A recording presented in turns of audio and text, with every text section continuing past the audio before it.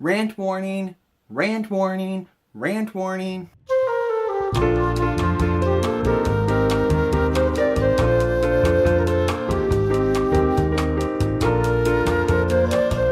So today I was working in my journal, my creative dream planner journal thing.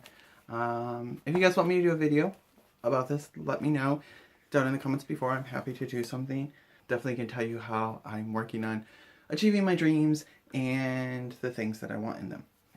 While I was doing that, I was listening to a video because it was Anna Brimble's question and answers about her planner and arts and supplies kind of thing. And so that's a nice video to listen to while you're working.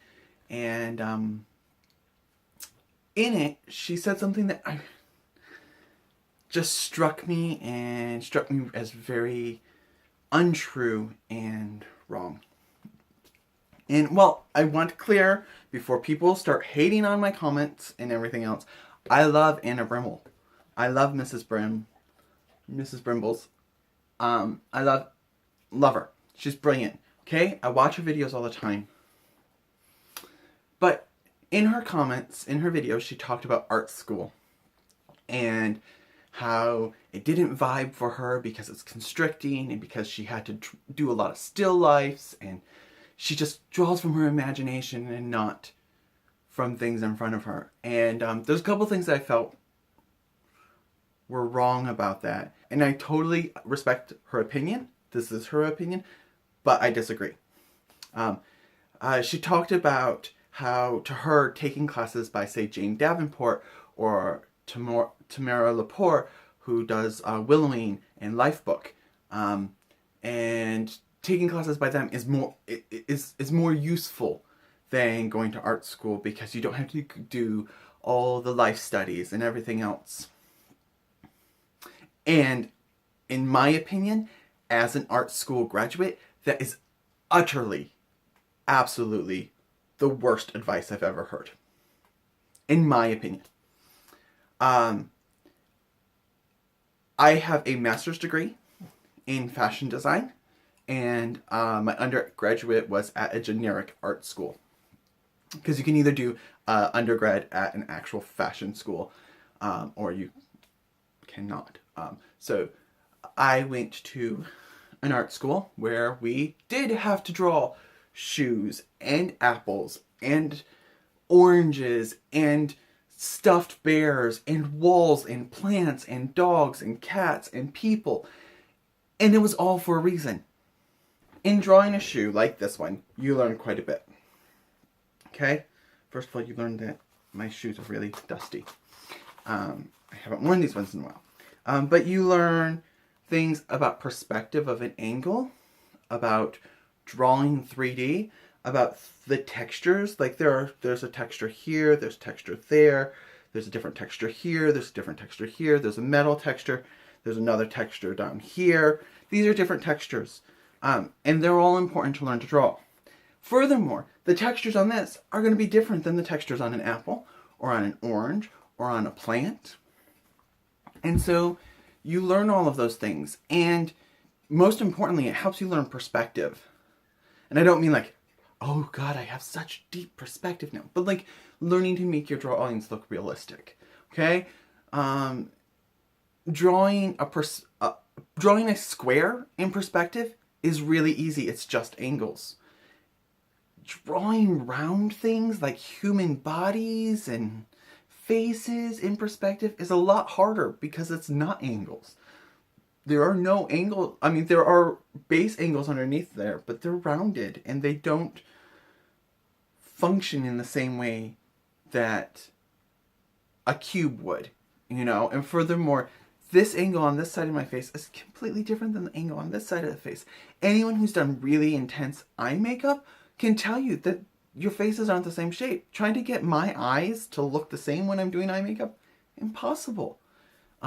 Because the bone structure underneath them is different. The eyeballs sit in different parts of the bone structure, and all kind of things like that. So there's that. There's that. All of those classes are useful, and they might sound boring, and they are boring, and no one likes doing still lives. No one goes, oh yay, we're doing still lives today. Or even life drawing. I hated life drawing, you know? And it's not what you want to be drawing. And it's not from your imagination. And it's not creative. But it's what you need to be drawing to learn those fundamentals. Furthermore, art school is really important because it teaches you more than that. It doesn't just teach your fundamentals. It teaches you your style and your voice. And that's the reason why you have to do 45 million drawing classes and painting fundamental classes. Because when you learn the fundamentals, when you learn how to do the basics of drawing, when you learn how to do the basics of art, from there, you can find and develop your style. And I think there is definitely value in Jane Davenport's classes and Tamara Lepore's classes. And I've taken classes by both of them. I love their styles. I think I've learned a lot. But to say that those are the kind of classes you should be taking instead of going to art school if you want to be an artist, I think is false. Because when it comes down to it, Jane Davenport's classes, they do teach you things about art, and you do learn a lot about art. But mostly you learn about art the way Jane Davenport does it. And you learn about the art that Tamara Lepore does it. And that's fine if you are satisfied being a Jane Davenport or a Tamara Lepore or a Romney clone. And yet again, I'm not saying that's wrong or there's anything wrong with them. And I want to reiterate, I love all of those women. If you want to be a good artist with your own unique style, if you want to make money off your art, you're going to need your own unique style. Then you need to learn those basics and you need to get through that trudgery in order to find your style and find your unique perspective. I feel like a lot of people out there don't understand the point of art school. And I hear a lot of people ragging on art school. And I think a lot of people who go through art school don't understand what was supposed to happen at art school. Art school teaches you all the rules of art. And some people, this crushes them because then they feel like, you know, they're doing it wrong, blah, blah, blah, or whatnot. But it doesn't teach you all the rules of art so then you can stick to them and follow them and never do anything ever again. And that's your art. You did this. This is how you do it. Rules of thirds, and you put the composition in one of the four focal points, blah, blah. The whole point of teaching you those rules is so that you can effectively break them. So you know how you know what their purpose is, so you can manipulate them. You want to create a really striking piece that is really confronting. So you break the perspective rule. You know, you break the rules because you know what they mean. Not you just ignore the rules because they don't matter to you. So I just felt a visceral need to kind of respond to that comment. And like I said, it's nothing against her, and I understand that that's her perspective and that's her life experience, and it is at the end of the day her life to do as she pleases. But in my opinion, art school is more than what she made it sound like. And in some ways, it is boring and hard on purpose to kind of weed out the people who are really dedicated. It takes a lot of work to do art school. A lot of work. It takes a lot of energy to do art school. And not everyone's cut out for it. And that's okay. You do not have to go to art school to be a successful artist. To be a successful artist, you have to have talent, which can be taught or learned, despite what other people think. Vision, which cannot always be taught or learned. And a unique perspective.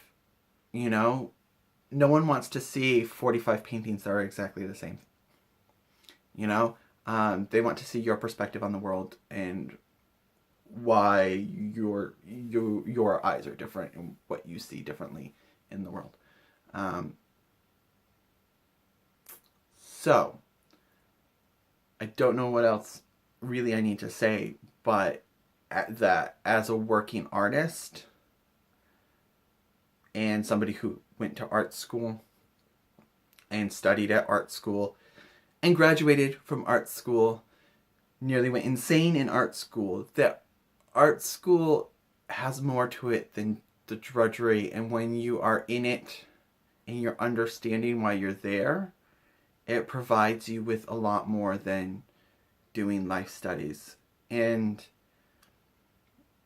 even if you're drawing from your imagination, which most of us do, I mean, you know,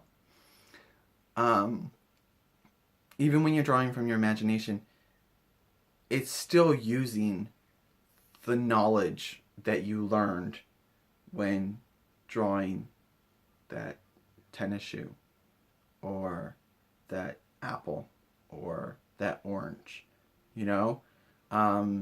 So many times, to give you an example, so many times when I want to draw something that has a gleam in it or anything, I'm actually using either like 3 basic times when I learned to draw gleams, like, you know, things that are shining, is an apple in a still life, a vase in a still life, and a mirrored ball in a still life. Because you learn how to work things by creating what's in front of you as identically as possible, and that teaches you things. And so to kind of flag off still lifes as not important just seemed really disingenuous and wrong.